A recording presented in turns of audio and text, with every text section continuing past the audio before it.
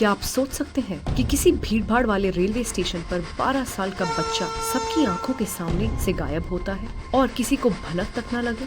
Traffickers के लिए ऐसे स्टेशन सबसे आसान रास्ता होते हैं बच्चों को एक राज्य से दूसरे राज्य ले जाने का, बिना किसी की नजर में आए।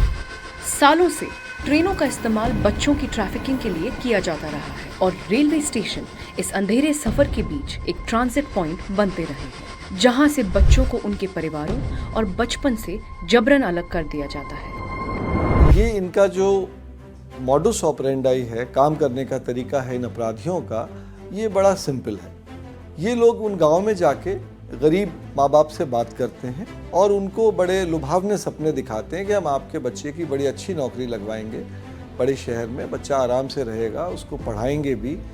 दूसरा इनका काम करने का तरीका ये है कि हमारे देश में बहुत से बच्चे गरीबी, भुखमरी या घर में जो हिंसा होती है उससे डर के नज़दीक के स्टेशन पे किसी भी ट्रेन में बैठ जाते हैं और बड़े शहर में जाके उतरते हैं। तो जब वो उतरते हैं तो उन्हें ये नहीं पता वो कहाँ आ गए। तो ये जो ह्यूमन ट्रैफिकर्स हैं, ये अपने एजेंट्स छोड़ के रखते हैं रेलवे स्टेशन पे। वो ऐसे बच्चों को चिन्हित करते हैं, उनसे मीठी मीठी बातें करके उनका विश्वास जीत के उनको साथ ले जाते हैं। ट्रेन के डिब्बों और रेलवे स्टेशनों पर बच्चों की संदिग्ध गतिविधियों पर नजर रखना बेहद जरूरी होता है। ट्रैफिकर्स दिखने में आम लोग जैसे ही होते हैं, जो भीड़ में आसानी से छुप जाते हैं।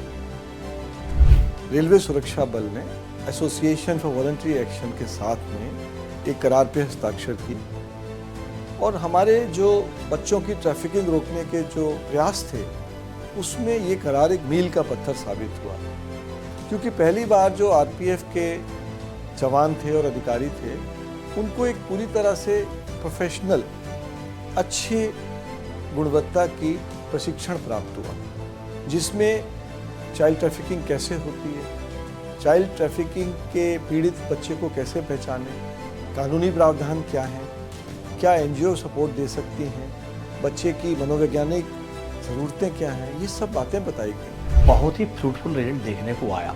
मैं डेटा की अगर बात करता हूँ तो आरपीएफ और आवा के बीच में जब से एमओयू हुआ उसके बाद लगभग 8,000 से ज़्यादा बच्चों को हम लोग ट्रैफिकिंग से बचाने में कामयाब हुए हैं। लगभग 11,500 आरपीएफ ऑफिशियल्स की आवा ने ट्रेनिंग की हुई है।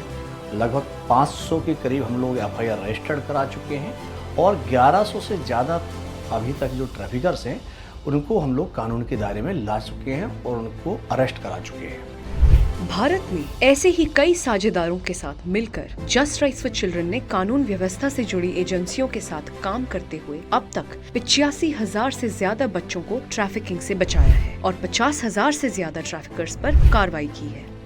इन्हीं मिले जुले प्रयासों से हम एक मजबूत चाइल्ड प्रोटेक्शन सिस्टम बना सकते हैं ताकि कोई भी बच्चा अपना बचपन खोने को मजबूर न हो।